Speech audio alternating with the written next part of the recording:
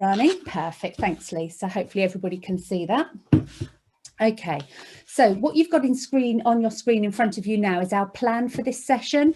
And you can see that in the next couple of hours, we're planning on covering quite a lot of ground. So we are going to be sort of run through it quite quickly, but then, as I say, there will be some time for questions. And as I say, all this will be made available to you after the session. So you can come back and have another look if there's anything you're not sure about or didn't sort of grasp the first time round. We have built in a short break sort of midway through the morning, just because obviously we're doing quite a lot of talking and you're having to do quite a lot of listening. So there will be a short break mid-morning. So don't panic if you start getting to the point where you need a drink or a trip to the loo or anything, because we've built that in. Okay. Right, okay, so the next thing that I need to talk about is the roadmap out of lockdown. And if you can sort of cast your minds back to February, you'll remember that Boris Johnson announced what the roadmap out of lockdown would look like. And it was basically a series of dates sort of running forward where we expect certain things to be able to happen and different activities to be able to resume. But throughout this whole process, the government has been quite sort of adamant about the fact that we will only proceed according to that roadmap if 4 conditions continue to be met. And those are the things that you see on screen in front of you now. And anybody who listened to Boris earlier on this week, when he announced that we would be moving to step 2 on the 12th of April, you'll recall that they spent quite a lot of time looking at whether we were continuing to meet these conditions, and we are at the moment. But I think, you know, the government has one eye on what's happening sort of elsewhere in the world, where sort of third waves are already happening.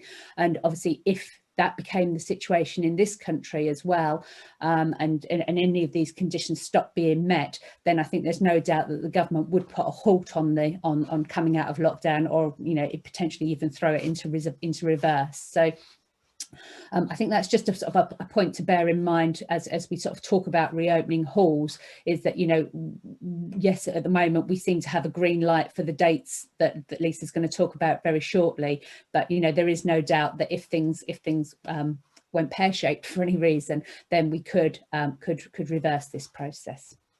So I'm going to ask Lisa now if she can talk you through the different steps and the different dates on when they're going to happen. Okay, so we're going to start by looking back at where we've already achieved these steps. So up until this point, all we could do at community facilities through lockdown was the exempt activities. So blood donor sessions, food bank distributions, support groups if you had any in your area. And of course, we now know that elections also form part of that exempt list. And so, you know, there was a law passed. There's no problem for your community facilities being used as polling stations. At the beginning of March, schools reopened, and so this allowed school use of community facilities. So it was opening it up just that little tiny bit if your school in your area makes use of your facility. And then moving on to the 29th of March, the most recent news we've had was expanding it a little bit further so we can enjoy some outdoor activities. The rule of 6 is, just looking at somebody, they're just coming in. Okay. The rule of 6 is mentioned on this slide. And we're going to talk about the rule of 6 a little bit later on, because it has been amended very slightly by government, and we're already getting lots of questions around that. This slide focusing on outdoor activity. I think if you have got outdoor space for your community facility, it's a really good way of starting to introduce people back to your facility. So if you can make use of it, and invite the yoga teacher and Pilates teacher to use any outdoor space you've got while it's still a little bit chilly out there, but there is an opportunity there to start introducing people back to your building. One point at this stage is that during your preparations for reopening, you are absolutely allowed to show people round, so prospective hirers can come and view your facility. This is seen under the voluntary capacity, so you're able to show people around in a voluntary capacity of your facility. But you must ensure that you are socially distanced and wearing face masks at all times, and obviously you're creating that COVID secure environment while you're showing people around. So again, 29th of March, oh no, sorry, I think my button worked then. No, it didn't. The use of toilet facilities. Believe it or not, I've been asked this question quite a few times about whether people, while a facility is open to use outdoor space, is it possible to use the toilet facilities for that group? And ACRA guidance, as I've put it here on the slide, is that you don't have to make your toilets available while people are using your external space. You know, they're not classed as public toilets. But I think, you know, if you do have, you know, small groups, sort of like the Brownies and organisations like that, that are making best use of your outdoor space at the moment, it is something that you could do, as long as you have, you know, strong, you know, protocols in place to make sure that, that the environment is COVID secure and is cleaned before and after that group has made use of the facilities. So, you know, think about increased cleaning, think about working with the hirer to have a one in, one out basis in terms of people's usage. So you're avoiding people forming a queue or hanging around in your corridors. You know, making sure you've got plenty of supplies in terms of hot water and soap available, hand sanitizer as you would expect, and face masks being worn while people are using the facility. And you know, it is really important to ensure that that you've got a good relationship with the hirer, so that they do understand that this isn't open to the general public, but it is for the exclusive use of their group while they're using your outdoor space. Okay, so moving on to the 12th of April. So only the activities shown over the next two slides are permitted at this stage. Other activities which are, you know, very common for community facilities, such as art classes, clubs, WI, craft groups, all of those sorts of things are still not permitted. That will come online in the 17th of May. One thing to say at this stage is we do have a useful table which will be circulating to you afterwards, after the session, which you can use as really sort of a ready reckoner in terms of when things can happen. It's a very simple table listing some of the most obvious activities that take place in a community facility, and then it shows you which steps they can open up at. So hopefully that will assist you when you're talking to hirers. Always check with the group that want to hire your facility if the tutor has a governing body or an umbrella organisation. Many of these organisations are offering advice and support to their tutors and leaders, and have very strong COVID protocols in place for their organisations. So it is worth talking to them about what is your governing body saying in terms of how your activities should take place. What are they recommending in terms of numbers to stay within our COVID capacity, but also the expectations of your governing body.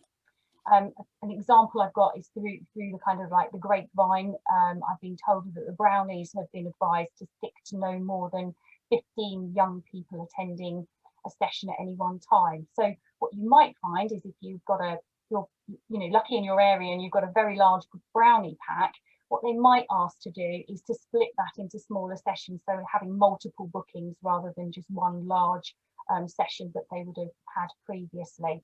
So do talk to your hirers and fully understand what it is that they need to do.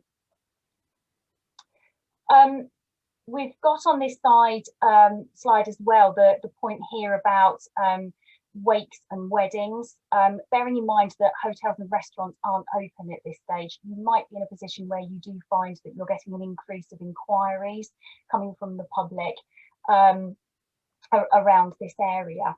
So what they're suggesting now, there's been a recent update in terms of government guidance only on the 25th of February, but they're now saying that wedding receptions of up to 15 people are only permitted on so they can only have at this stage an outdoor reception with a sit-down meal. So clearly no dancing, nothing other than the sit-down meal. It must be held at a COVID secure venue. And what they're saying is that the marquees that you can have outside must have two sides open. So obviously this is to increase the ventilation aspect.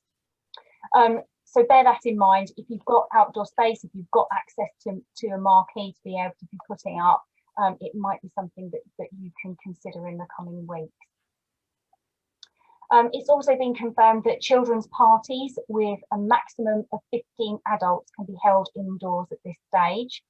If you do have a children's entertainer, clown or magician or whatever, that person would also count within the head count of 15.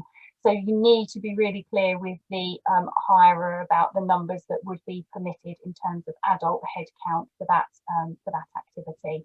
And of course, it goes without saying, but it would still need to be a COVID secure environment and that all social distancing rules would still apply. The last point on the slide here talks about parent and toddler groups. And just to say here that it is a maximum of 15 adults that could attend. So just giving you an example of, a mum books to come along, she's got a 2-year-old and a baby in arms, you only count the adults in terms of that head count, so 15 adults plus children. Okay, so just continuing that 12th of April.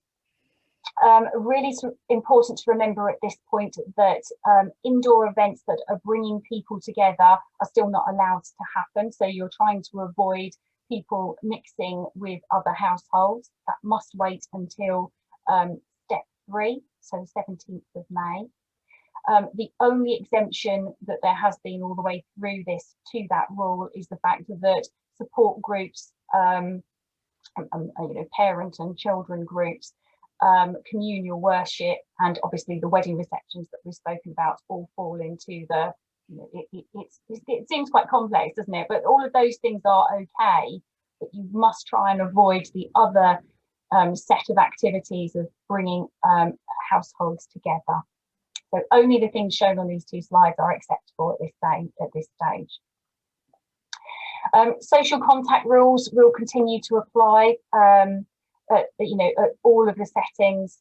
So I'm reiterating it quite a bit here, but it's really important that you're considering the social distancing aspect that must be maintained, and trying to avoid households coming together as much as possible indoors at this stage.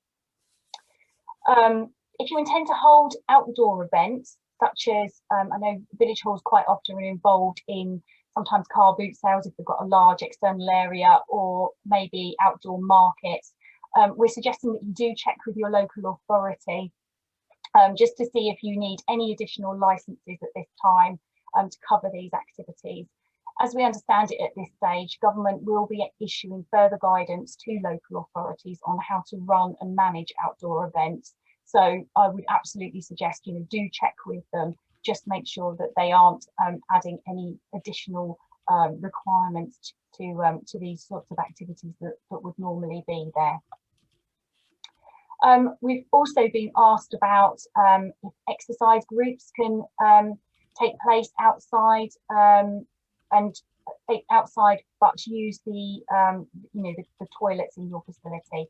So that the short answer to that is yes, an exercise group using your external area, obviously adhering to the hand space principles, can use your toilet facilities. That's not a problem.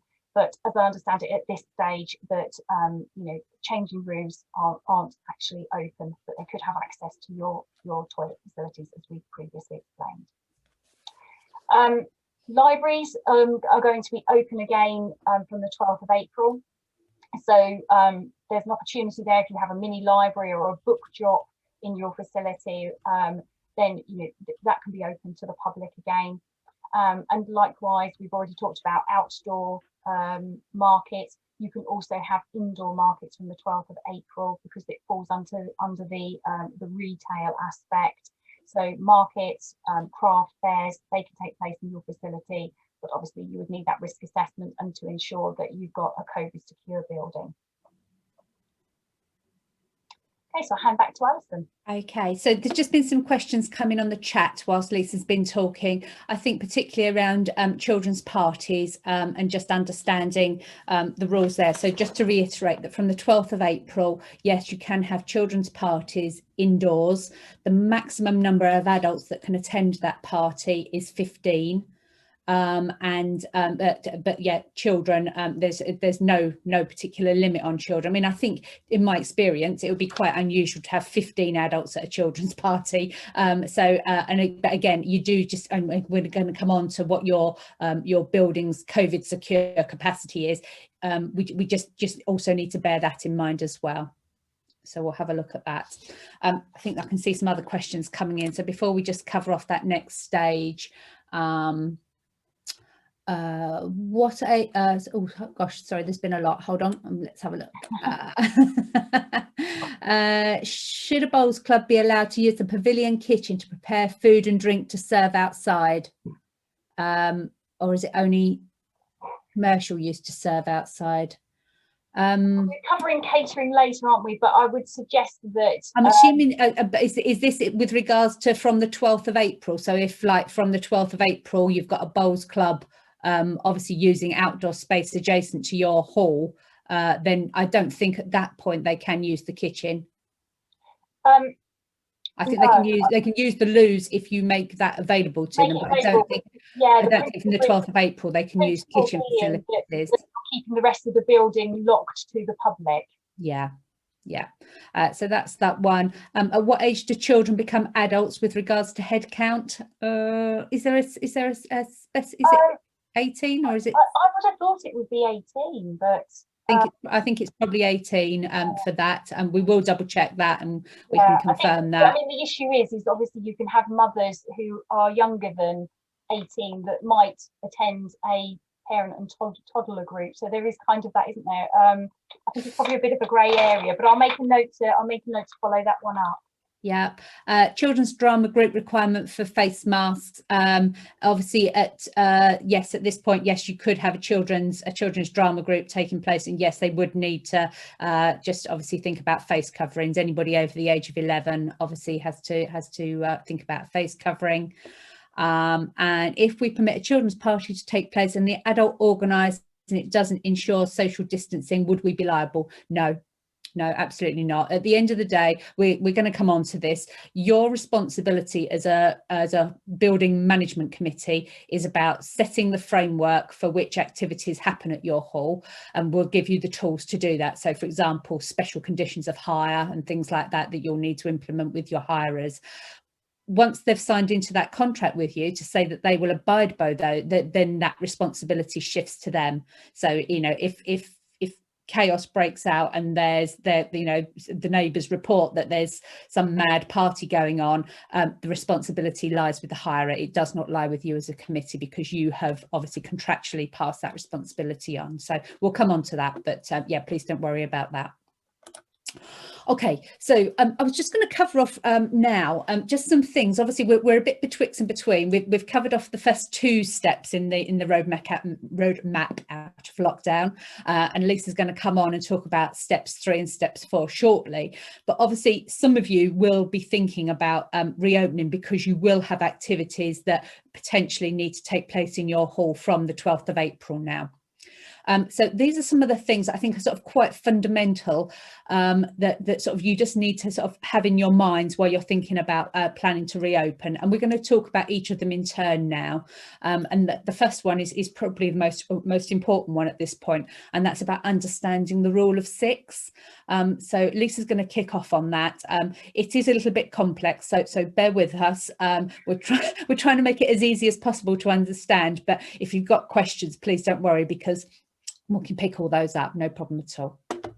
Thank you. Right, okay, so As I said earlier, the rule of six has been amended slightly from our previous understanding of the rule of six. So the government have now added in that it's the rule of six or 2 households coming together.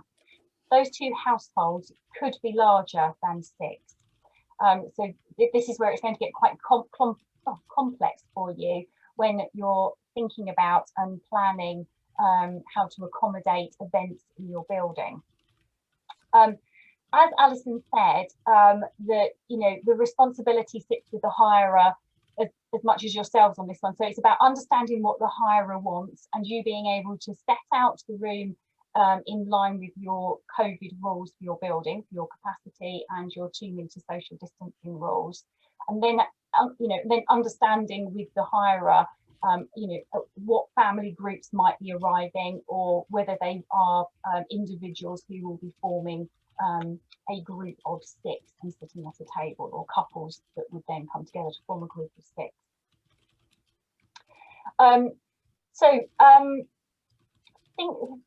I can't stress enough really about how important it is to think about the seating plan for an event and managing how you would do that. The complexity does come in where you do have the 2 households coming together. I'll use the examples actually probably at this stage, because I think that's probably a useful way of expressing the difference on some of these events. So if you've got, for example, a yoga class or a Pilates class, a mat-based exercise is relatively easy for you to set out and plan with the hirer. Each person would have their allocated spot. They're all spaced at 2-metre distances. People generally arrive to these sessions as individuals. They'll be wearing their face masks, arriving individually, setting out their mats, being on their mat. If they need to leave their mat for any reason, they would put their masks back on. And then, pack away, do their class without their masks on, put their masks back on, pack away, and to leave as individuals. So they're socially distancing at all times. It's very occasionally you might get a couple coming along to a class. They could sit together. They can interact together. So you would have small groups within that, but generally you're looking at individuals spaced at 2 meters in that scenario. Tutors are not allowed any longer to do any personal adjustments with individuals at these types of classes. So the tutor also has to socially distance at 2 meters. I think when you've got the complication kind of comes in when you've got classes such as Zumba, boot camps, line dancing, these classes where maintaining 2 meter social distancing becomes far more complex. And talking to the hirer and understanding how they're planning on setting up the session is absolutely vital, because they will probably need to do it so that they're separating people into groups, that they're forming a group of 6, and then they're interchanging those groups in terms of some sitting out, some participating. But you do need to make sure that those groups are socially distancing from each other. So again, understanding what the hirer is putting in place to ensure that social distancing measures are kept throughout their activity is vital for you really in terms of setting up your room and everything else. Another example which I always find useful in trying to explain the principle to trustees is to think about your kind of classic coffee morning scenario. Historically, you kind of had about 25 people turn up within your COVID rules from last time round. So you know that you can accommodate 25 people comfortably. That probably means you're going to have 5 or 6 tables set out with 6 people around them. And it's about making sure that those tables are socially distanced at 2 meters each. But you might want to bear in mind that maybe people don't want to be grouped, and they might want to sit just as a couple or sit as a 4. So you need to, you'll know your regular people who come along to these sessions, and it's about how you can accommodate people to make sure that they're comfortable, but you're not breaking the rule of 6 in terms of how people are manoeuvring themselves around the room. So government says that what they want to try and do, is minimise the amount of mixing and mingling between these groups of 6. So once people are allocated to their table, they would remain within that group of 6. They wouldn't get up and interchange with other tables. And you're trying to avoid as much moving around the room as possible. So you'd be looking for a coffee morning to have table service, maybe pre-booking the food and refreshments beforehand, maybe when people arrive, so that you can prepare that food and deliver it to each table. If people are, needing to go to the toilet, there would be some, you don't want a mad clamour for everybody going to the toilet. So managing that system, maybe table by table, whatever works for you in your environment, and knowing the people that turn up to your sessions. But you need to consider those things to make sure that there is minimum movement and not interchanging people between people mixing between groups. Doesn't prevent people waving across the room or chit-chatting across the room, but the idea is that you should stick to your group of 6 or 2 households, and you would socially distance from the rest of the room. So avoiding those classic things that you don't want people queuing for their refreshments or queuing for the toilets, and you want to make sure that people aren't congregating in corridors. So you might want to stagger the arrival and the departure times as well. One other area that I kind of thought of in terms of being a classic kind of village hall scenario would be the quiz night.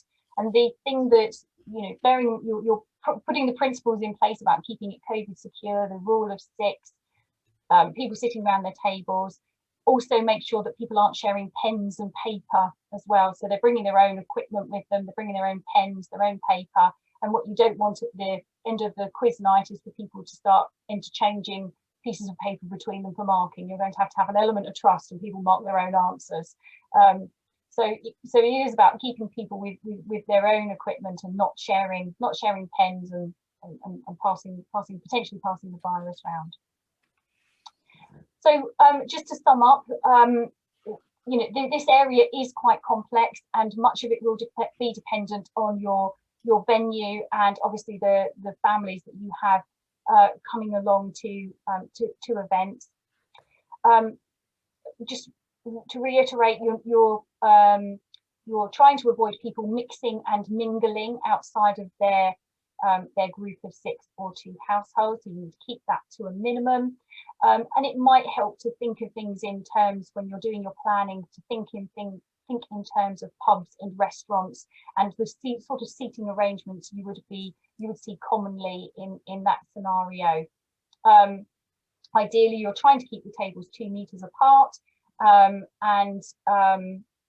it will be dependent on your the size of your venue in terms of how many people you can accommodate. Just thinking about the rule of 6 and families, you're not in a position where you can challenge anybody who presents at your facility. If they say that they're a family group of, for example, a 4 and a 3, clearly that's larger than 6, but it's not for you to challenge those 2 family groups on being larger than 6. You to take it on faith that that they are 2 family groups coming together and will be seated together. So it will be a challenge, I'm sure, in terms of implementing this and working through it. We're happy to take questions on this because we appreciate it is a complex area. So Lisa, I was just going to jump in there because there have been some questions around the rule of 6 whilst we're and I'm not sure whether everybody's sort of following those on chat, so I thought it's probably just because they're probably questions that are in everybody's mind. So the first question I was going to pick up on was around whether children are included in the rule of 6, and they are, although it's been different in Wales and Scotland. They've not been included. In England they are included, but as I say, because the government government has now changed that to be rule of 6 or 2 households.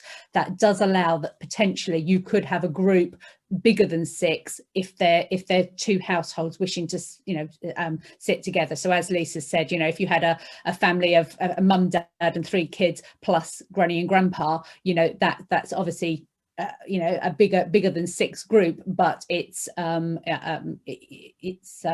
households, so it comes under that sort of definition. I think people have asked about whether in a group of 6, whether the people within that group of 6 all have to stay 2 meters away from each other. And no, they don't. I mean, the point, I mean, I think that the most important thing to understand about this rule of 6 is that ultimately what the government's trying to do is to stop the spread of a virus. If anybody in that group has got the virus, the maximum number of people they can then spread it to is the other members of that group. So that group can sits together, stays together, as Lisa says, throughout the event. They don't mingle with other groups, so there's no risk of the virus spreading to another group, but it could spread obviously within that group. So I think it's important that when you're talking to your hirers, they because obviously they're the people actually arranging the activities, they need to be having the conversation with the people who are attending those activities to understand how those people will attend, because as Lisa's been trying to explain, you know, certain activities that are run at halls people come along to individually. So, you know, exercise, so if we're thinking ahead to when indoor exercise is permitted, you know, people come to that as individuals. You know, you tend to just pitch out by yourself, take part and go home. Other activities that happen indoors sometimes happen in groups, and sometimes they're activities that people are going to because they want to socialise with others. So when we start thinking about when indoor activities are permitted again, things like coffee mornings, you know, people go to those because they want to socialise with other people, but there may also be people who are a bit nervous about socialising, who would prefer not to be in a group of 6. So, you know, I think it's very much going to be about your hirers understanding this rule, but also understanding the rule, the needs and the wants of the people who are coming to their activities, because some people will say, oh no, I'd rather not sit with 6 other people, I'd rather just sit with, you know, my friend over here, and that's perfectly okay as well. It's just about allowing social distance between the different groups of people, so that the virus can't spread if for any reason anybody was infected. Just seeing if there's any other questions we need to pick up now. Just to confirm, we're hosting outdoor Zumba. Will this be 15 adults maximum with 2 meters distancing? So sorry, that's outdoor Zumba. So there wouldn't be any, is there any limit on the number of people attending outdoor exercise, Lisa? I'm not sure. I need to double check that one. The governing body for the Zumba tutor will probably set down a limit that they think is acceptable, because I think there are restrictions with some classes where professionally they actually say you shouldn't have a class bigger than. So I think check in the first instance, check with the Zumba teacher to see if they have a limit. And what we can do is double check to see if there is a limit of 15 or 30 for the outdoor activity under the government guidelines. I'm just checking on our table. It does say that outdoors, yes, Zumba can happen from 29th of March, but you must again observe the rule of 6. So, you know, when people arrive for the class, they're put into a group of 6 and they stay in that group of 6 for the duration of the activity. Right, remind me from when the rule of 6 applies indoors. The rule of 6, that will be the 17th of May, won't it, indoors? Well, yeah. Apart from the fact that you've already got some limited activities that are already going on, which would apply to the rule of 6. Yeah. Yes. Look back to here.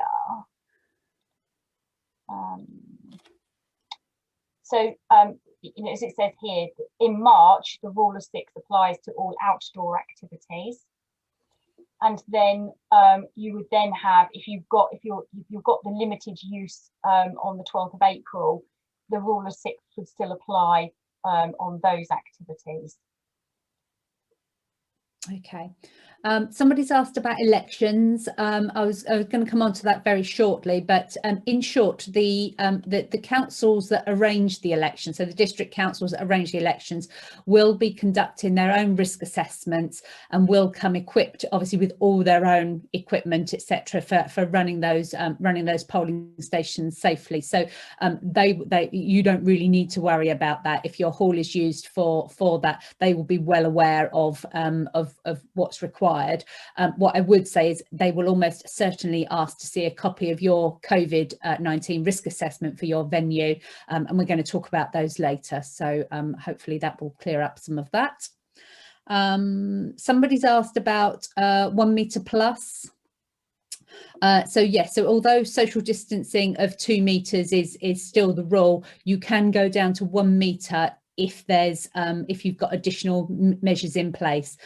So when we talk about the COVID secure capacity of a building, which we're going to come on to a little bit later, it is important to understand that different sorts of activities, you might be able to be a little bit more flexible, because, for example, activities where it's just a lot of strangers turning up, essentially, you know, strangers who don't know each other, you know, they might well be friends, but they're essentially just individuals turning up, then yes, you probably want to keep more of a social distance between those people. But if it was, for example, couples turning up for activities, then obviously, you know, they don't need to keep a social distance between them, because they're part of the same household. So yeah, we'll come on to that a little bit later.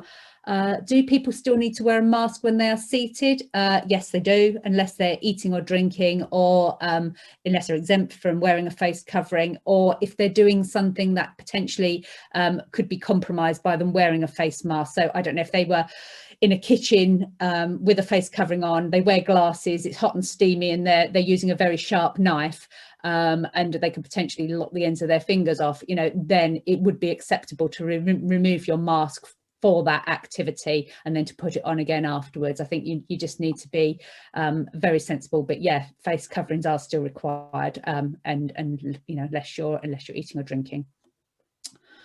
Parish council meetings, I'm just going to come on to very shortly, but yes, people do need to wear face coverings throughout the meeting.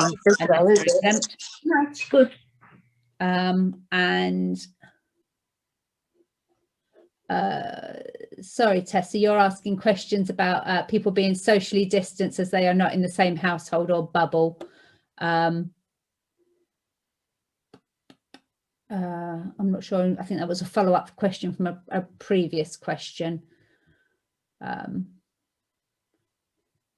But yes, people should be maintaining social distance and should have.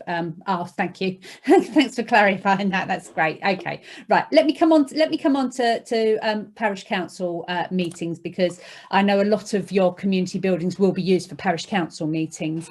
And you may be aware that the government put some emergency legislation in place that allowed all local authority meetings at whatever level, parish council, you know, up to higher tier authorities, to hold their meetings online.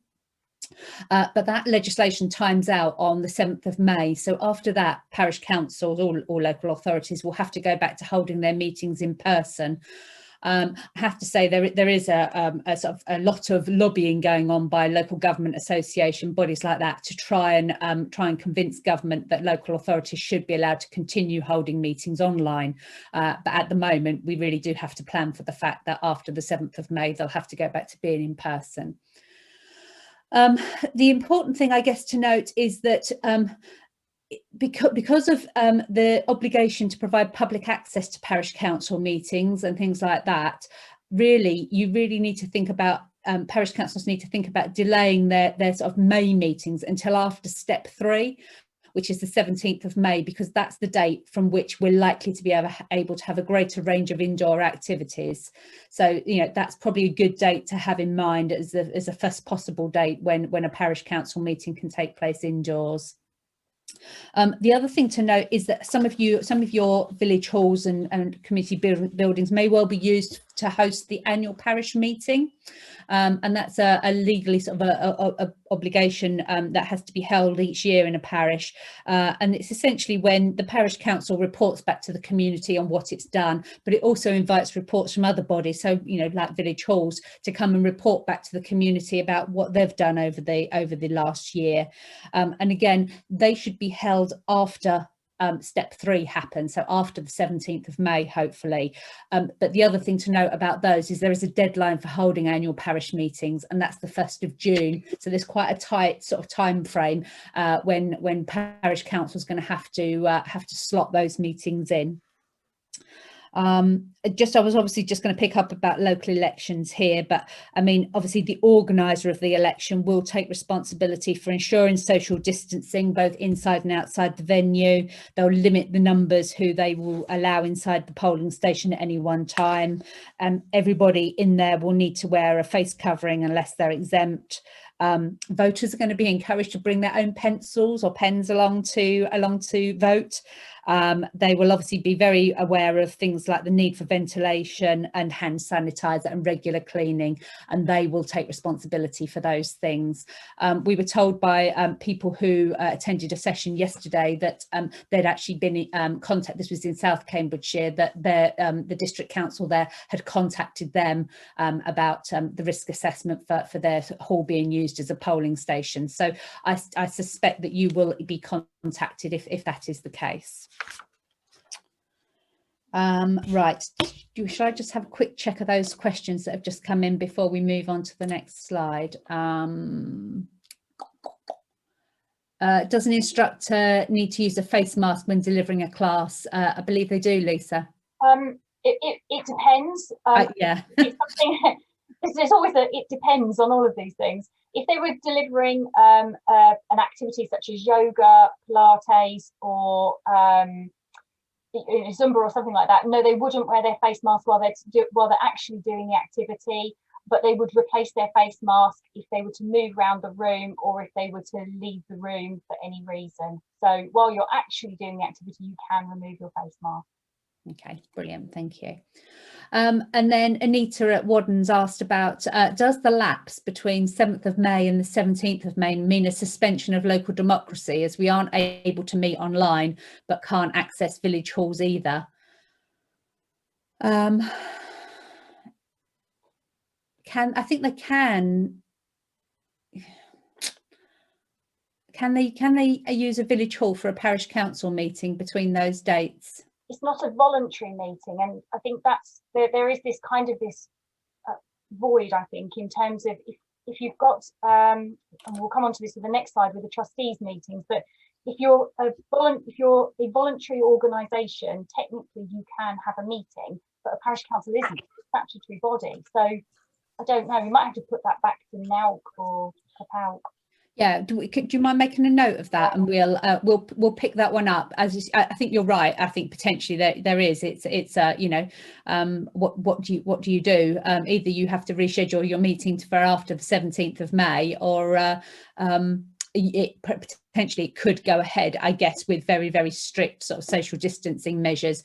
But again, you've got this issue about public access, which is, if you hold a parish council meeting, you have to allow the public to attend, and obviously village hall shouldn't be available for sort of the general public really to go in before the 17th of May. Do you mind if we take that one away, and we'll see if we can get a bit more clarity on that? We'll either speak to the LGA or to NALC and see what they're advising, and come back to everybody on that one.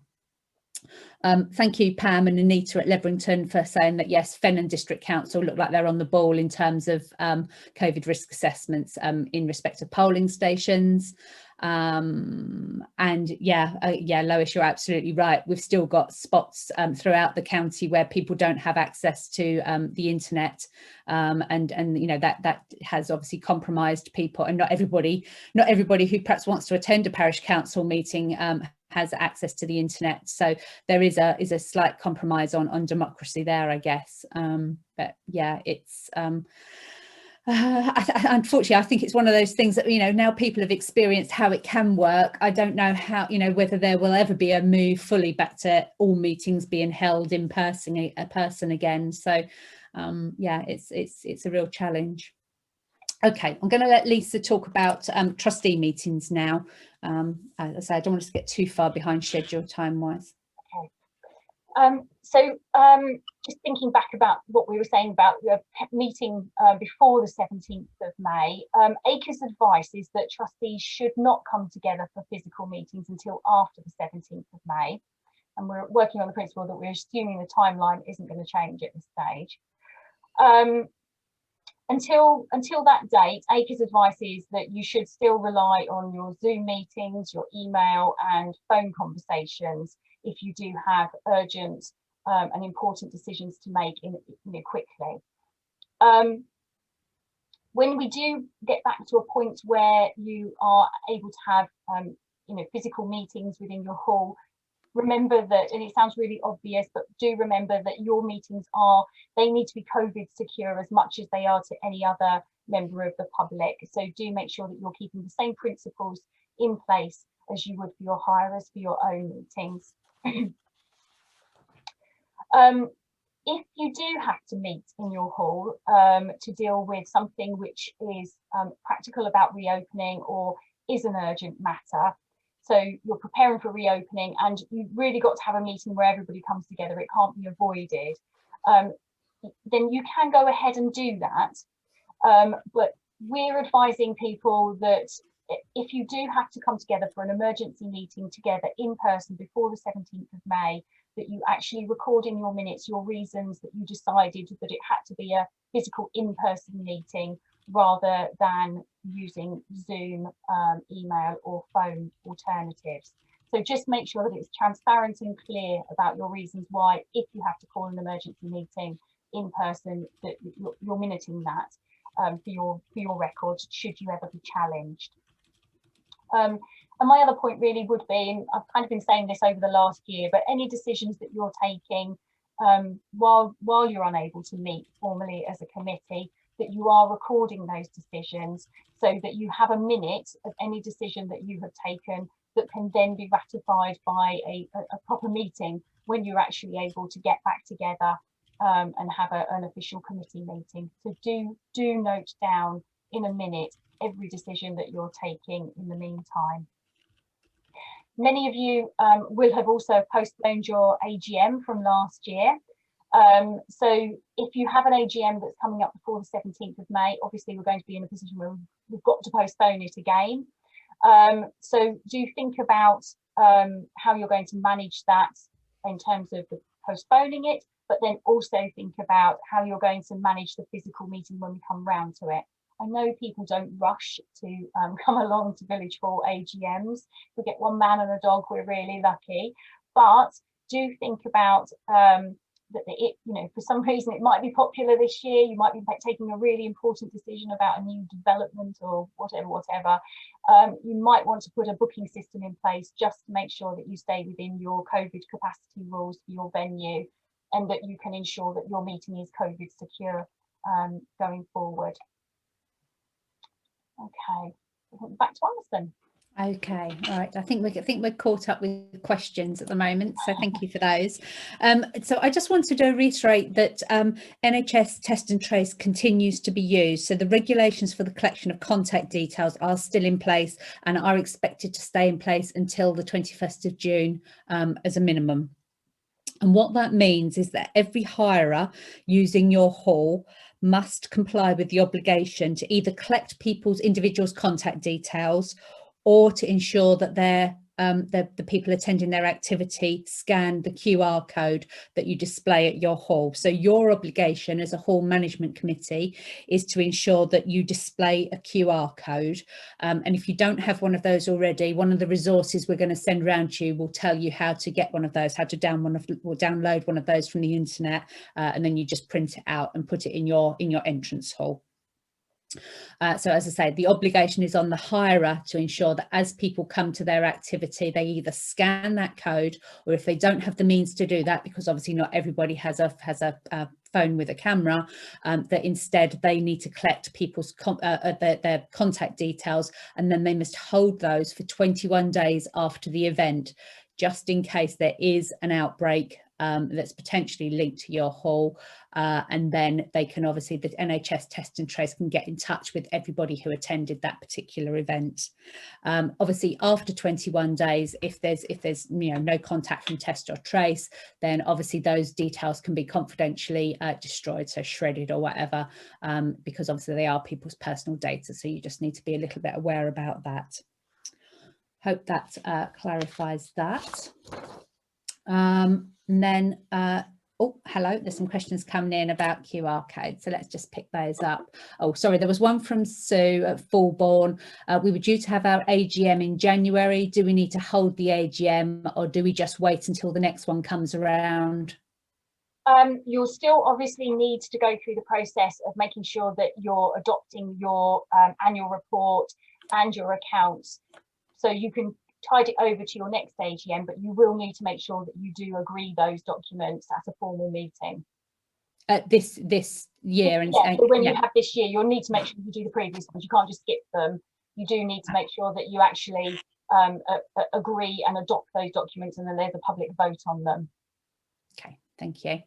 And I heard yesterday that there is a new QR code coming out, so we need to watch out for notifications. Oh, you've heard something I haven't heard. We'll again, we can look into that. As I say, I'm sure the NHS website where you get download your QR code from will have the most up-to-date information on it. So that's good to know, though. Thank you for that. Okay, so something else that you'll need to be thinking about whilst you're preparing for reopening is to understand what your community building's capacity is. So you'll hear these words COVID-19 secure a lot, and your COVID-19 secure capacity is the easiest way of working it out is just to think about what your usual seating capacity is, and then you just take 25% of that number. So if you see the example there on screen, if your hall normally has a seating capacity of 100 people, 25% of that is just 25 people. So that would be your COVID secure capacity. But just to say, that does give a particularly cautious approach. I mean, that's the recommended approach. So you understand, so you have a sort of a confirmed figure in your heads as to what your COVID secure capacity is. But that is based on there being 2 meters social distance between every individual that attends. And as we've already discussed, sometimes people don't attend village halls as individuals. Sometimes they attend in family groups or whatever, and obviously every member of the family group doesn't need to stay 2 meters apart. So I think it's a good idea for each of you to understand what your potential COVID secure capacity is, but then also to understand that you can be a little bit elastic in that. You can stretch it a little bit depending on the nature of the activity. And I think that's going to be a discussion that you have with your hirers about their particular activities. I mean, for example, if we go back to the example of weddings, we know that weddings have we're allowed to have weddings with 30 people there. So if your hall's COVID secure capacity is 25, but somebody wants to book a wedding and that's allowed 30 people, you could stretch to that, because if you think about it, people go to weddings as families, don't they? You don't get 30 different individuals going to a wedding. They tend to be couples or families or whatever who go to weddings. So there is some sort of elasticity in that amount, but the 25% rule of thumb is a very, very sensible, prudent approach to take. So I hope that explains that. And then just on the next slide, Lisa, we've talked about this table of projected start dates for different activities. As an ACRE network, so across the whole country, they had to think about all the different activities that take place in village halls across the country. We've plonked all those onto one table, and then we've set out which ones can take place at which different steps in the roadmap out of lockdown. And that's something we're going to share with you. We've certainly found it very useful. I'm sure you will too, because you can, when you're dealing with a booking inquiry, you can literally scan down the list, find the activity and see at a glance at which step it's permitted, and also if there's any others, there's some notes on there about if there's anything else you particularly need to take into account. So that's one of the resources that we will be sharing with you after this event. Okay, so looking forward to the 17th of May, where we hope that things will start to look a bit more like normal for village halls in terms of activities that can go on in your facilities. However, just reiterating that all of your COVID procedures will need to be in place to ensure that you're delivering a COVID secure building for everyone. We feel it's important that we're kind of cautious around step 3, as it still feels like it's a long way off. And we just don't know what might happen. I mean, it's looking all really good around the R rate at the moment, and the vaccination programme is proving to be quite successful. But we don't know what's going to happen, and government might put a stop on it. So while you're preparing for the 17th of May and getting all your procedures and reviews and everything in place, we might be in a position that we don't go any further than the position of the 12th of April. So just kind of bear that in mind, that we've got to take each step as it comes. So, but you might want to stress to any hirers that there could be a chance that at very short notice you might have to cancel a booking with them, but just to highlight to them at this stage that we're working along with government guidance, but if government do halt this, we might have to cancel your booking. We were asked a question. We asked everybody when they were booking if they had any questions, and one of the questions that came back to us was around controlled events, which it's keeping us quite perplexed, this one around controlled events, and I can only base this at the moment on our ACRE interpretation of what a controlled event is. And we would see that as an event that's been organised by an official body. So an event which has been organised by a charity or a business or maybe a local authority. Having said that, just recently, government have now issued more guidance, and they appear to be dropping the term controlled indoor events, so not using that terminology now. So basically, I think what we need to do is we need to avoid people congregating. So it is about a controlled event being something where individuals that are attending are managed, if you like. So it's controlled seating, it's controlled arrangements for the toilet or for refreshments and things like that. So I think if you're thinking about examples of what a controlled event might look like, you can think around things like film shows, plays, public meetings, large dinners, fetes and performances, those types of things where the people who are participating in that event are, if you like, managed, their behaviour is managed in a sense. So under those circumstances, as Alison was saying about the capacity being 25% for a general event or activity, you could look, working with the hirer, at raising your capacity under a controlled scenario to maybe 50%. The other aspect of that, thinking about the way, another kind of an example of controlling that event is having a pre-booked events as well. So because you've got maybe a film show going on at your village hall, because you know it's a ticketed event, you know who's turning up, you know how they're going to be seated. Again, that's what we would class as a controlled event. So it's understanding the people who are turning up on the day. I hope that kind of explains it. Did you want to add to that one, Alison? Because this is kind of emerging information, isn't it, for us? It is absolutely. I guess the only thing I can really add is that if you think about how things have happened for step 2, so for example, step 2 happens on the 12th of April, and we've just this week heard sort of the definitions and the sort of full information around that. And as a result of that, we've been able to provide some more clarity. I think the same thing will apply for step 3. So at the moment, the date for step 3 is the 17th of May. So I would think sometime after like the first May bank holiday, Boris will once again appear on television, will, you know, assure us that those 4 tests continue to be met and that step 3 will take place on the 17th of May. If he does that, at that point, we will get a lot more information being fed down to us nationally, that we can then disseminate out to you. So, you know, these sort of definitions, so as Lisa says about controlled events, it's a little bit sketchy at the moment. I suspect by the beginning of May, we'll have a lot more definition around that we'll then be able to pass on to you. So I'm sorry if it feels like it's a little bit sort of, as I say, sketchy at the moment, but it will sharpen up as we get closer to that date in May. Okay, so this is our last slide on the 17th of May. So again, the rule of 6 is going to apply into all indoor events at this stage, but the outdoor events will then have the rule of 6 abolished. So indoor rule of 6, outdoor abolished at this stage. We are hoping. Again, it's one of those things that could change. And they might keep the rule of 6 in both outdoor and indoor, but just bear that in mind when you get to the 17th of May.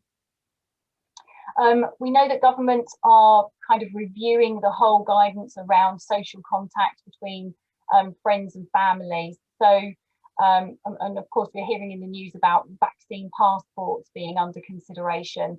So this is, as Alison said, this is all kind of a waiting and a watching kind of process at the moment. And we'll be able to update you, as Alison said, as we get more sort of concrete information coming out.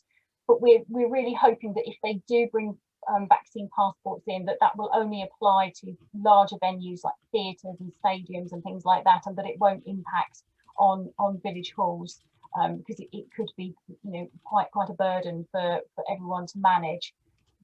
But we'll keep everybody updated as the information appears on that. So the 21st of June, let's hope that everything goes according to plan and we start to get back to normality by June. It will be absolutely lovely. The only thing that would obviously prevent this is if there is a surge in a surge in COVID cases and we're thrown right back to the beginning. But this kind of slide sets out what it might look like in terms of events going forward. We'll have normal sort of kind of like weddings where you have dancing is permitted again, and there won't be a restriction on numbers, and it's something for us all to look forward to, I think. Okay, right, so I think we were going to break here, weren't we? Yeah, I've just got a few questions we need to just cover off before we take a short break. So Sue from the Fulbourn Centre, I think we just need to clarify, Lisa, around charity village halls, their accounts and their annual reports. So obviously they agree those at their management committee meeting. Yeah. They would then normally take that to an annual general meeting. At the moment, annual general meetings can't happen. Yeah. But how do they, in terms of getting those documents formally agreed and then submitted, presumably to Charity Commission, what's the process for that? So my understanding at the moment, and the Charity Commission guidance on this is a little bit sketchy, as every other thing seems to be a little bit sketchy in this area, but it's really important you go through your normal process where you would have your year-end accounts. You'd take those to the management committee. The management committee would agree the annual report to be presented at your public meeting, and they would agree the accounts. So what you're doing at that stage is, as a management committee, as trustees, you're saying that both of those documents are a true and accurate report of the previous year's work for that charity, and that you're happy and content that the accounts are correct for that year. At that point, you can do your submission to the Charity Commission because you've agreed those documents as true and accurate. The AGM really is your point where you feed back to the general public the activity of your charity in the previous year. So yes, you have to do it. If it's in your governing document and it stipulates that you have to hold an AGM, then you should do it. But that is what you're presenting to the public of your activity over the previous year, and the public are allowed to vote on those documents. That's my understanding of that process. It doesn't prevent you, and the Charities Commission have said all the way through that they expect people to continue to do their annual returns as normal. So just to clarify then, in terms of, so say there's a village hall charity, its governing document says it must hold its AGM in April of each year. Obviously they can't do that in person at the moment. Do they, as soon as possible, they would schedule that annual general meeting? There's always that caveat that not all governing documents are exactly the same. No. Most of them actually say to hold it as soon as practicable afterwards. So they give you that allowance of a few months. If you can't do it on the exact day that it stipulates in the document, it'll give you the flexibility of a few months afterwards. Lovely. But I would say check your governing document. If you have got concerns, give us a ring and we can, seek advice if we need to seek advice for you. But, these are unprecedented times, and providing you get your information into the Charity Commission, you should be okay. Just make sure that when you do hold your AGM, that you are ratifying any accounts and annual reports that have been missed, if you see what I mean. Okay, lovely, thank you. And then we've got some questions just around the COVID secure capacity, which again, I'm sorry, is confusing.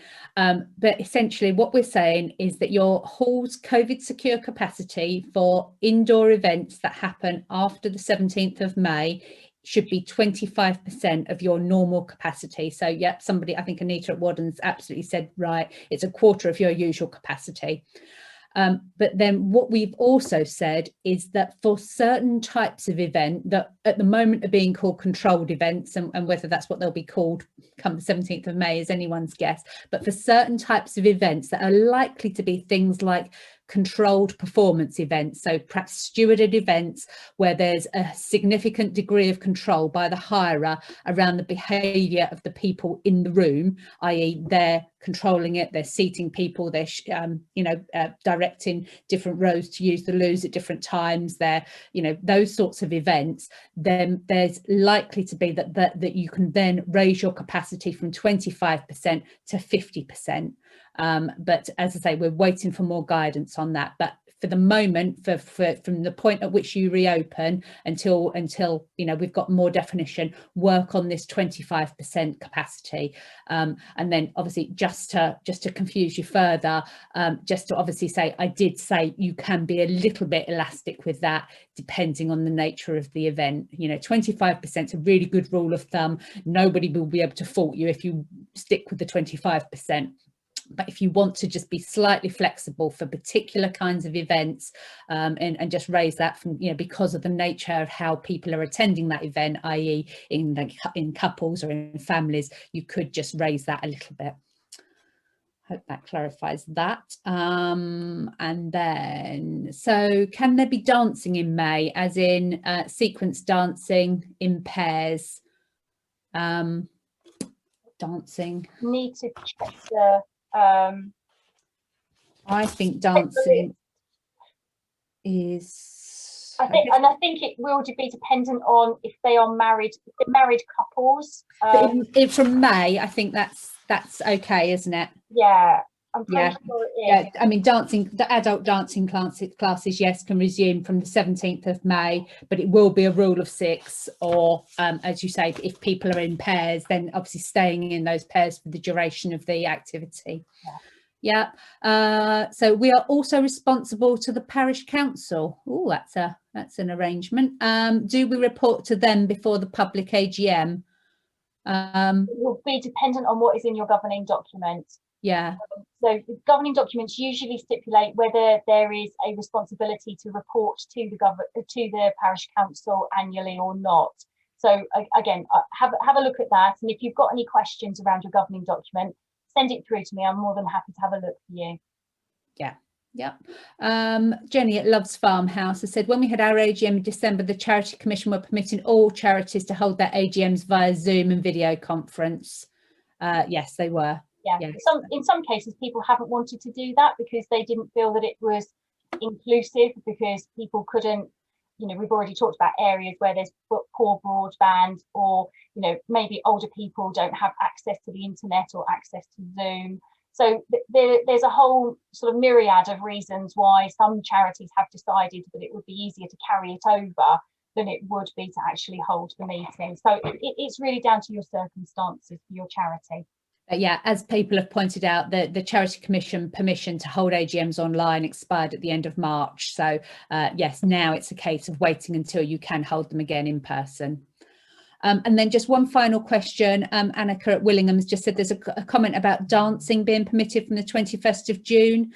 So is it June or May? I think that's in relation to dancing at weddings, isn't it, Lisa? It absolutely is. Yeah. So if there was a kind of a celebration event, a life event or something, then dancing is permitted at that stage. Yeah, because it isn't as controlled as you know, sequin dancing or some organised events. Yeah, so dance classes are definitely permitted should be permitted from the 17th of May, if that's when step 3 goes ahead. But again, it'll be rule of 6 or keeping people in their partnership, if it's, you know, pairs dancing or whatever. But yeah. Okay, I think that feels like time for a break now. We should make a restart, otherwise we'll definitely get behind schedule. Right, okay, so I'm going to start this part of the session by talking about some of the practical steps you can be doing now in preparation for reopening. Obviously, some of you will potentially have bookings in the diary from the 12th of April for children's activities, but I suspect for the most part, a lot of you will be thinking more with the sort of the date of the 17th of May in mind. But whichever you're working to, there's some real practical things you can be doing now, so you're ready to reopen. Sorry, somebody just needing admitting. Let's get them in. Sorry, Lisa, can you just go back one? Oh, sorry. Sorry, thank you. Okay, so one of the resources we're going to send you after this session is our reopening checklist, and that lists all the things that you'd need to do in order to be fully ready to reopen. And some of those initial things that you can be doing now are things like talking to your hirers, finding out what they're going to want when they come back to you, or indeed even if they are planning on coming back full stop. Obviously, a lot of people have moved activities online over the last few months. You know, and it really is about having that conversation with people about what they're expecting when they come back. So do talk to your people. So one of the resources that we're sending you is a little questionnaire you can send around to your hirers. Depending on the volume of hirers you have, it may just be easier, obviously, for you to have a quick phone conversation with people. Talk to your insurance company and make sure they've got no special requirements of you before you reopen. Look at things like your fire risk assessment and your routine health and safety assessments. It may well be that those got missed. Obviously, if you were closed for much of last year, your annual sort of assessments may have just been overlooked. We know some people have taken steps to do some building works at their halls over the last sort of 12 months while they've been closed. So again, you just need to make sure all those assessments are a real reflection of the condition of your hall now. Just have a brief word there about Legionella. Obviously, if you have any sort of closed sort of water systems, there is that risk of Legionella. Again, one of the resources we'll send you is some more guidance on that, about what you need to do just to ensure that you're you know, that's not a risk that you're putting people in danger of. If you do have staff, or if you use volunteers to do particular jobs at your facility, I think it's a really good idea to have a conversation with them about reopening. Just try and understand whether they've got any particular concerns that you need to be aware of. And certainly when we come on to talk about risk assessments, if you do have staff, then involving them in that risk assessment process is critical. The final thing on that list is sort of the next sort of big section of this presentation, which is we're going to talk to you about COVID-19 secure guidelines and what you need to do to ensure your building meets those.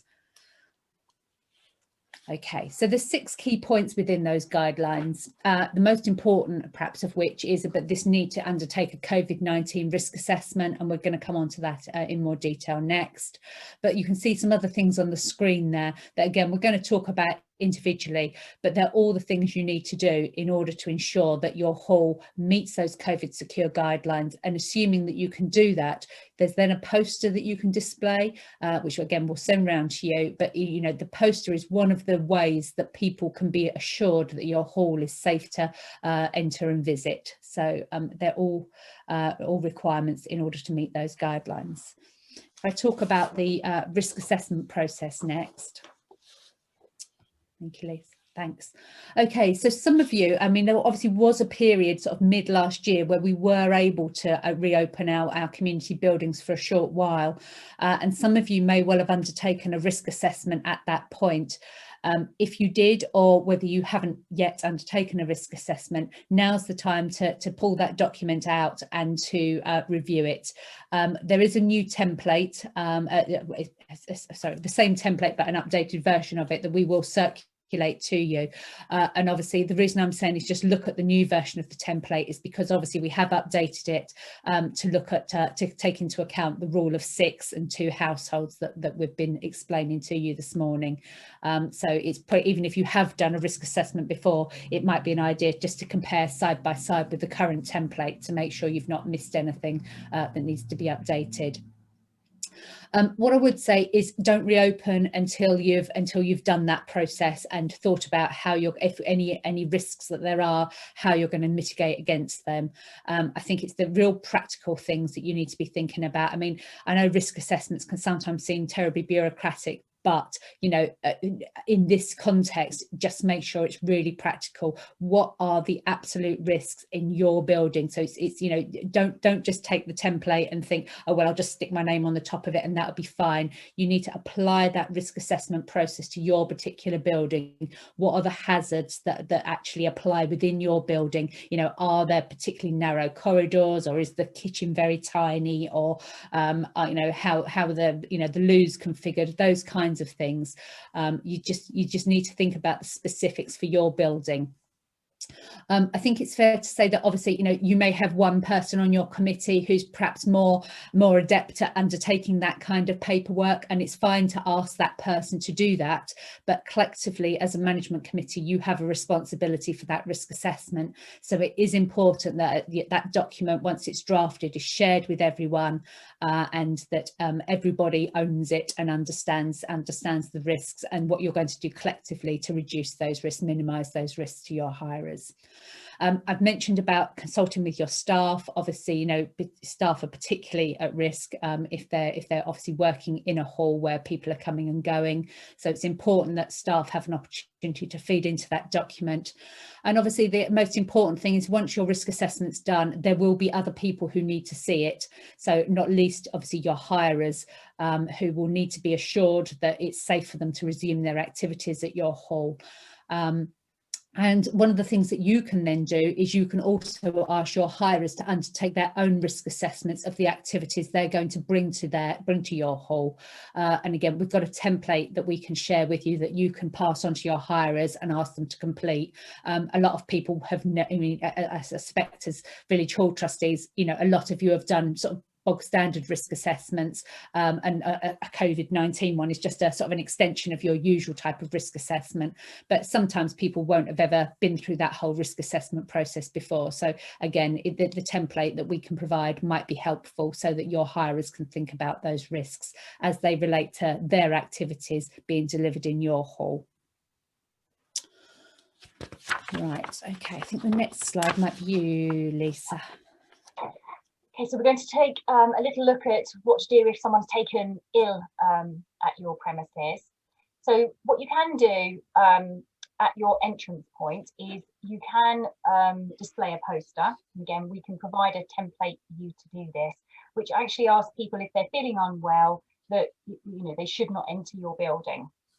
So you know, you're setting out what else you know is expected of those individuals.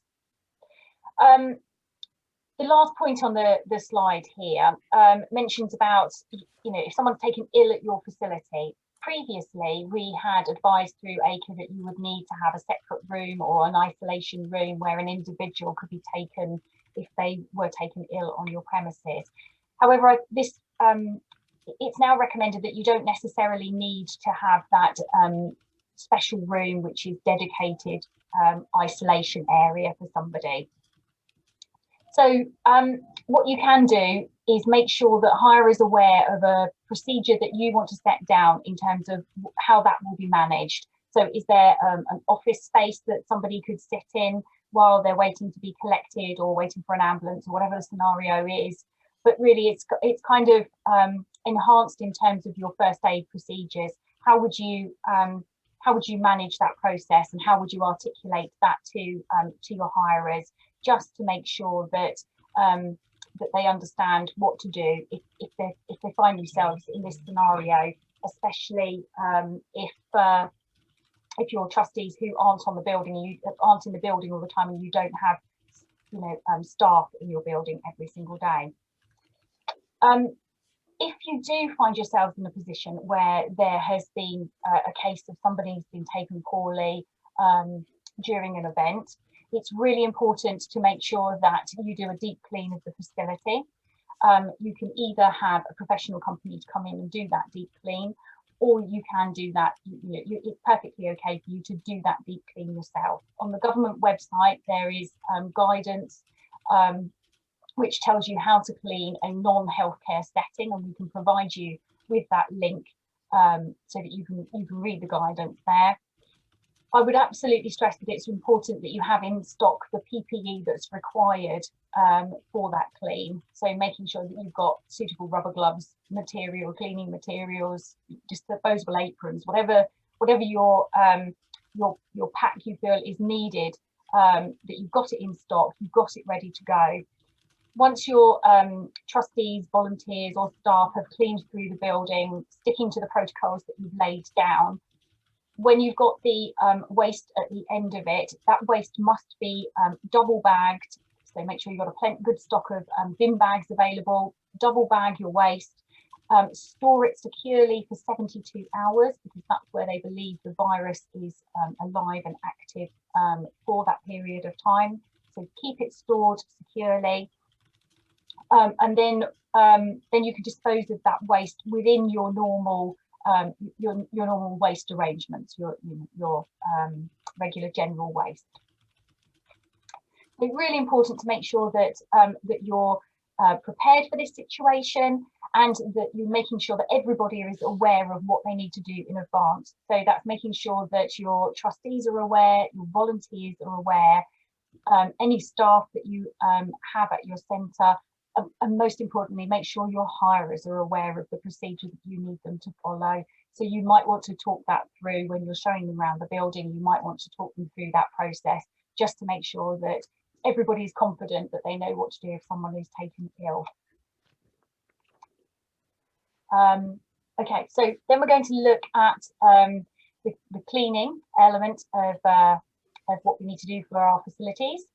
So it's a really good idea to display hand washing, and good hygiene posters and guidance. And again, we can provide this material to you within your resource pack. If there is any additional material you think you want and you can't find it on any of the government websites, just give us a shout and we can try and source something for you. These posters will certainly be required until at least the 21st of June.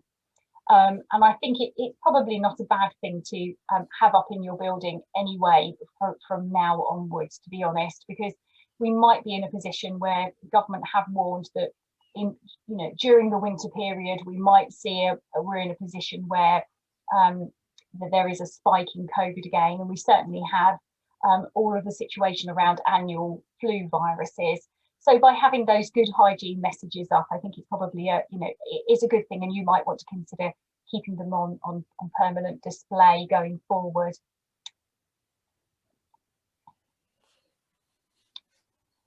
In terms of cleaning products, many supermarket products will kill 99% of viruses and bacteria, and that's what you're looking for in terms of making sure you've got adequate products in place for hirers to use if you decide that you want to arrange with the hirers to do the cleaning because you haven't got staff permanently on site and you don't have the volunteer capacity to do the cleaning.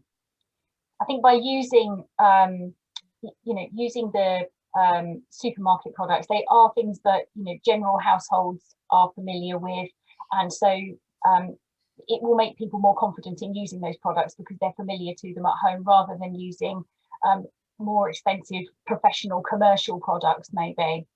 So just be careful when you're buying your products to make sure that you're checking the packaging to make sure that it does kill viruses and bacteria, so it's going to do the job that you want it to do.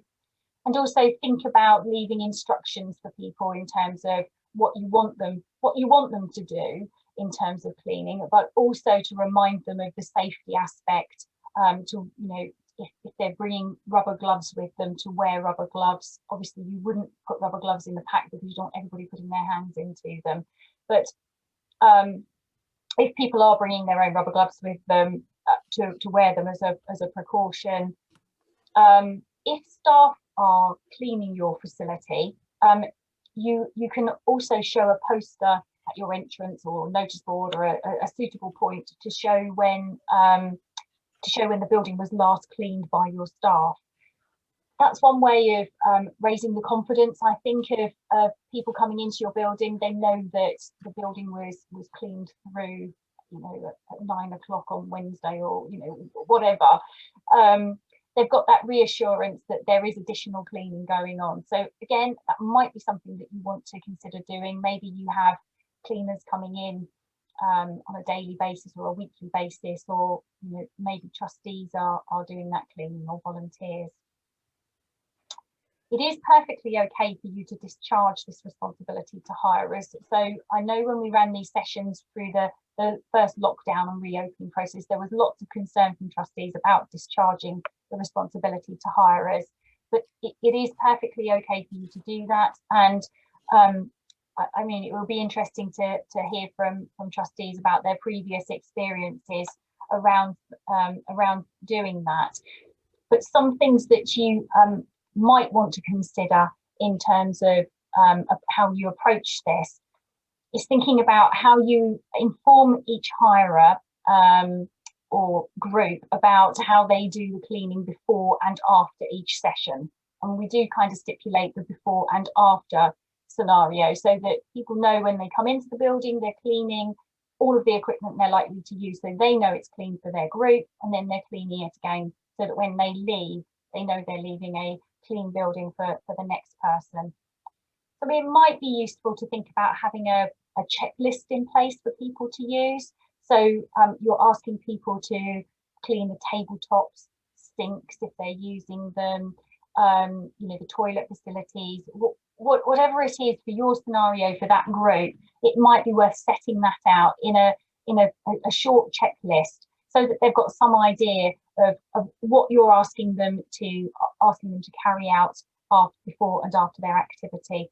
Not forgetting things like light switches, and it might sound obvious, but it might not be obvious to everybody about cleaning a light switch. Make sure that they're spraying the cloth and not the socket and other electrical equipment. So you might just want to give handy kind of hints to people. Spray your cloth, wipe the light switch over, wipe the door handle over. When you're also considering your cleaning, it's about making sure that you're advising your staff or volunteers of, obviously they will be doing the larger jobs such as floors, such as fridges, and all of the larger appliances element of it. So it's about making sure that everybody understands who's cleaning what, and so communication is going to be absolutely key in terms of making sure that your building is kept COVID secure through this whole process. As I said, it can be a worrying situation for trustees, especially when you don't have the staff or the volunteer capacity to do the cleaning. Put that on mute. So you know, it can be worrying, but you're absolutely okay to discharge this to your hirers, but just communicate with your hirers what your expectations are in terms of what you expect them to do while they're in your building. Okay, so one of the other things that you might want to think about, and this might again need more capacity in terms of trustees or volunteers popping into the building during the day, but you need to check to make sure that you've got adequate levels of sanitizer available at your exit points and entry points, and also that you're not running low on any of your cleaning materials. So make sure that you've factored in, I apologise if you can hear my dogs, they've just decided to bark. Just make sure that you can factor in within your regular routines that somebody is available to pop in at least a couple of times a day to replenish any stocks that might be needed. Another area to think about is where groups are starting to come back to you. They might already store their equipment with you and it's been stored over this closure period, or they may have taken it away and they're bringing it back. So you might want to review that process and make sure that that the equipment that's coming in has been cleaned, that it's stored appropriately, and you're storing it in such a way that there's no cross-contamination between groups. So, you know, as stuff start coming back in and groups start coming back in, make sure that they've got allocated areas and that everything is quite safe and COVID secure. The other area that's probably going to need a bit of thought and planning is with your booking secretary, making sure that your booking secretary is going to leave plenty of time between each of the bookings to ensure that they can do the cleaning before and after the sessions. And you want to do it so that people can leave the car park before the next session arrives. So you might be reducing significantly, and I suppose in some cases you might be reducing your overall capacity for your building, but you do need to factor that in, because the last thing you want is people arriving and leaving and the cleaning's not quite finished, and you know, and there's, you know, lots of people all congregating together. So try and plan it out so that there is plenty of time between each session, so that these actions can take place. So just the last point here is around sort of catering, and what we want to make sure we do around catering is, and this is, we don't have any village hall is like another village hall. You're all quite unique in your build and setup. So you're going to kind of need to apply a common sense approach to how your catering aspect is taken forward.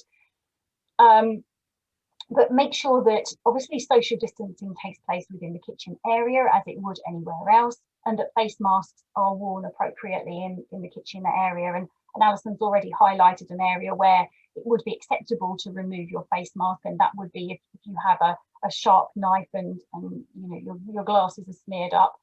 Clearly that, you know, it's quite acceptable to remove your face mask in that situation. You might want to talk to your hirers about if they're having a short meeting, and what you don't want to do is create lots of additional unnecessary cleaning work for either the group or for your volunteers.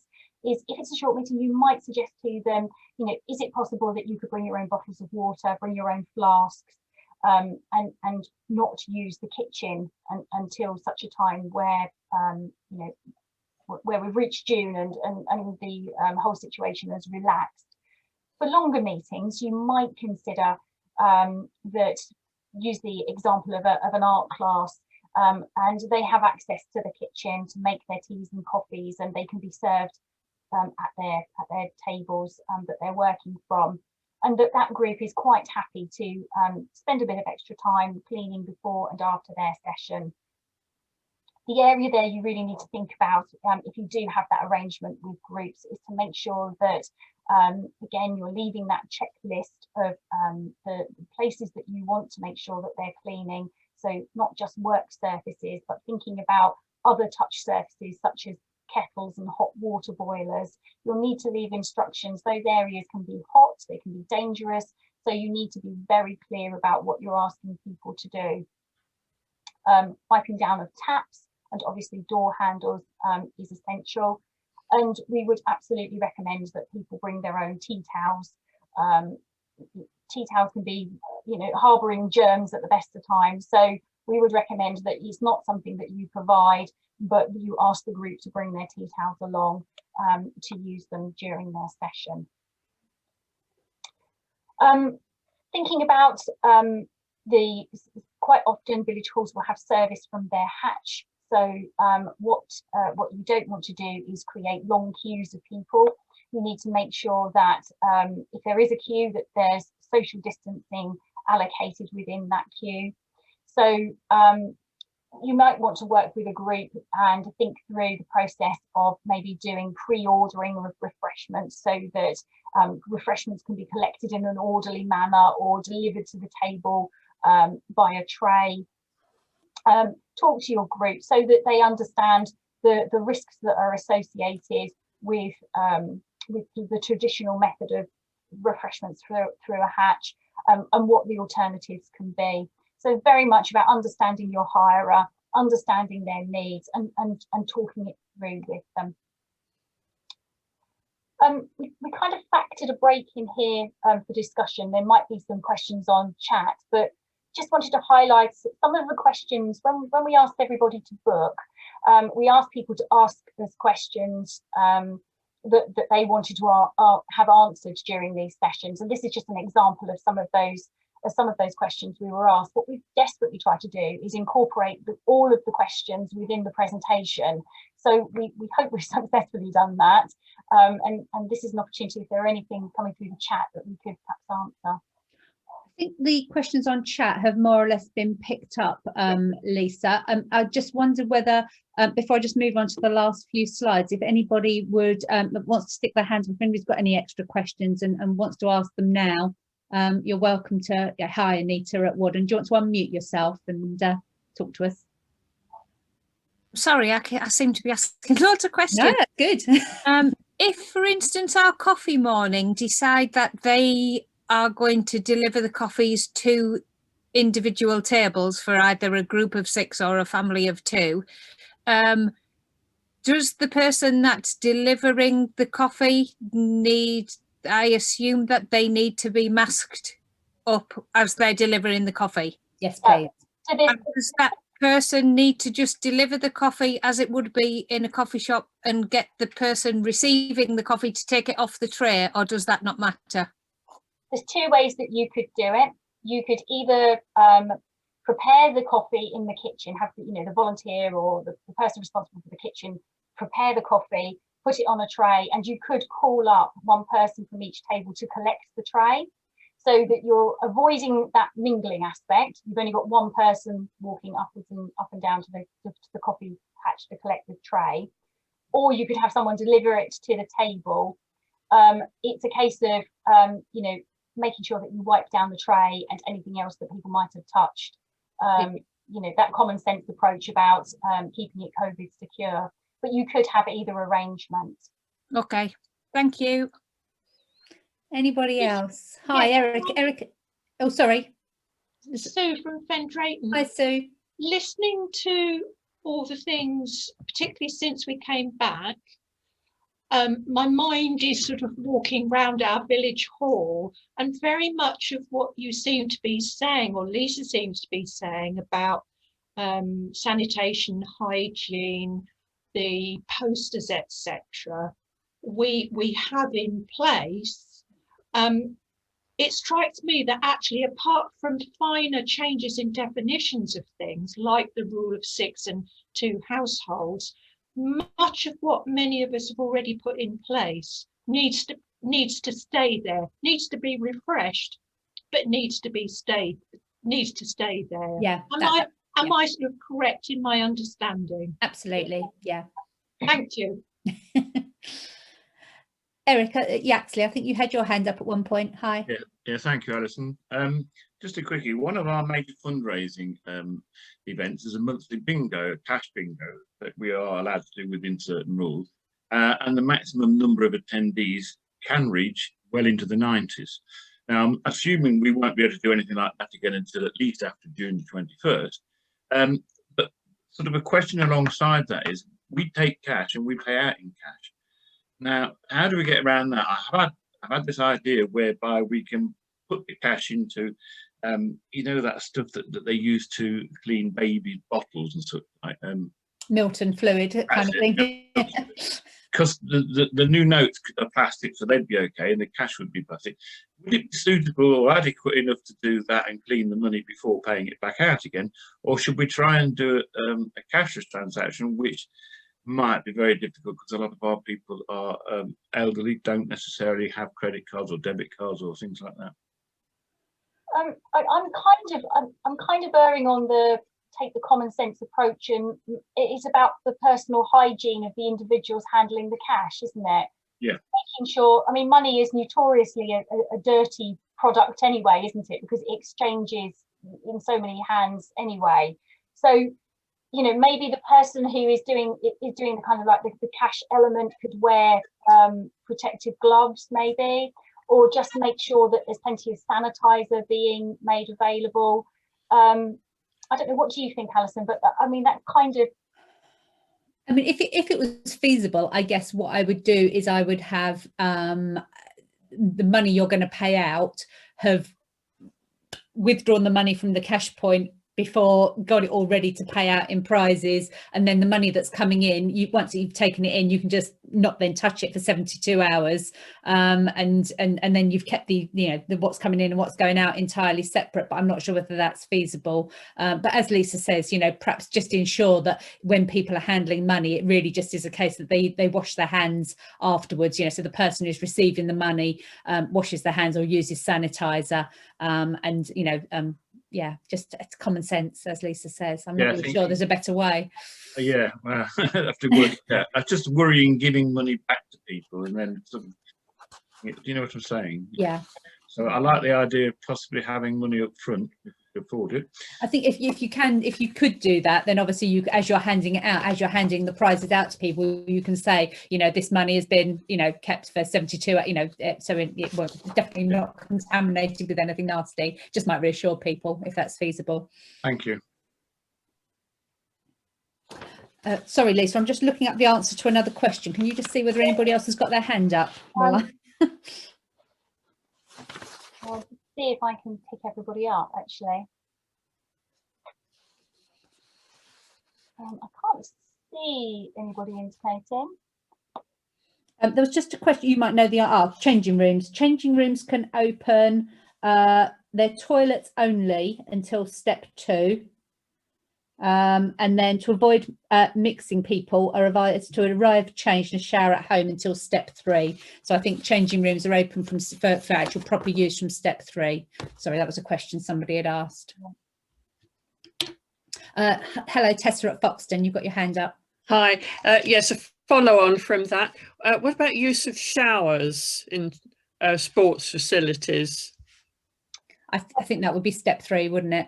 Yeah, and also take guidance from organisations such as the Football Association as well. They will certainly be giving their clubs guidance in terms of what they can and cannot do. But yeah, I certainly wouldn't expect changing rooms to be open until step 3.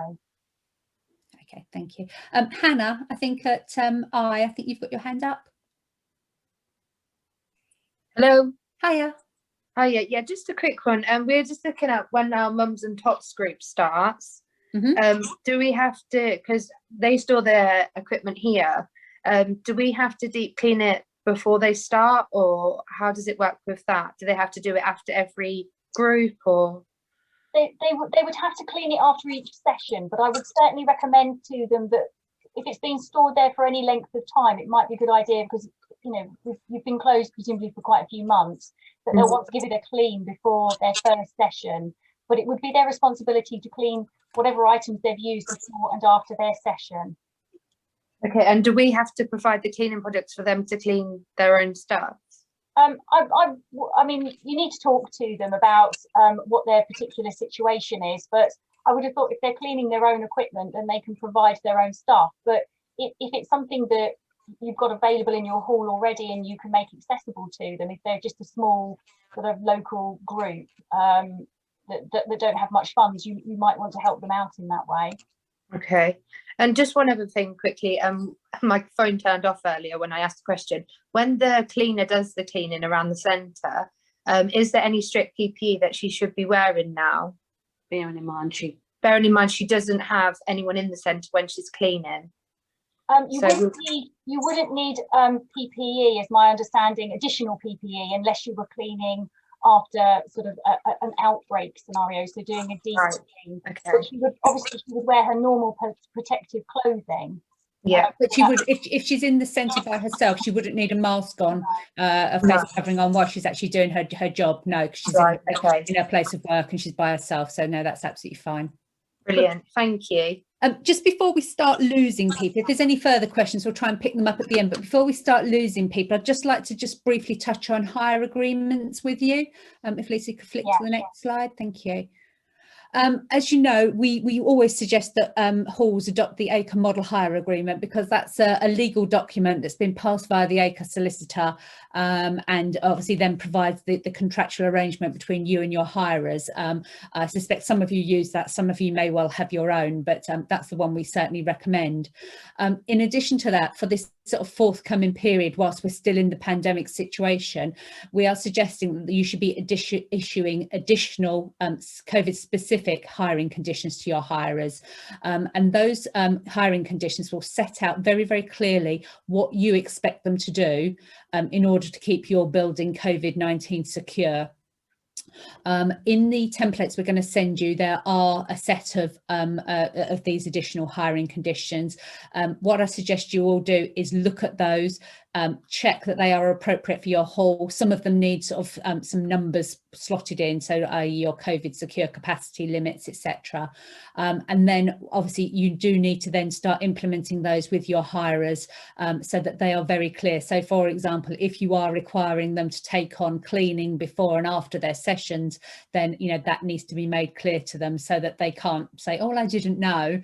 If they've signed those hiring conditions, then it's very clear what you're going to do and what they're expected to do. So that's just something to look out for when we send those things around. I've talked thank you, Lisa. I've talked throughout, or Lisa and I both talked throughout this, about the resources that we're going to be sending you. We're calling it a reopening pack. Within that, there's an information sheet that sort of summarises everything that we've been talking about. And then, as you can see, lots of different appendices numbered from A to M that are basically these templates that we've talked about. So the risk assessment templates, questionnaires, checklists, things like that, information on where to source a test and trace QR code, all that kind of thing. There's also some additional resources, which is the posters that we've talked about. So posters around hand washing and being COVID secure, guidance on Legionella, etc. So what we will do is, after this event, this recording is going to be downloaded, and that takes a little while, I'm afraid, so it might not be until tomorrow that you receive this, but you'll get the recording, you'll get the presentation, and you'll get all these resources. So that's just something to look out for, and then you'll be able to share those with other members of your committee. I also just briefly wanted to mention financial support that's available to you, just to make sure you've picked up on the fact that the government have announced a new grant for businesses that's been available from the 1st of April. It's called a Restart Grant, and it's available to any business that pays rates. And in the guidance that accompanies it, it's very, very clear that that does include village halls and pavilions and the like. Obviously, what you receive depends on your rateable value. That grant is available until the 30th of June. What you will need to do is look on your local district council's website, because these grants are administered by local authorities. Unfortunately, they all do something very slightly different. Some of them will contact you, some of them will require you to contact them.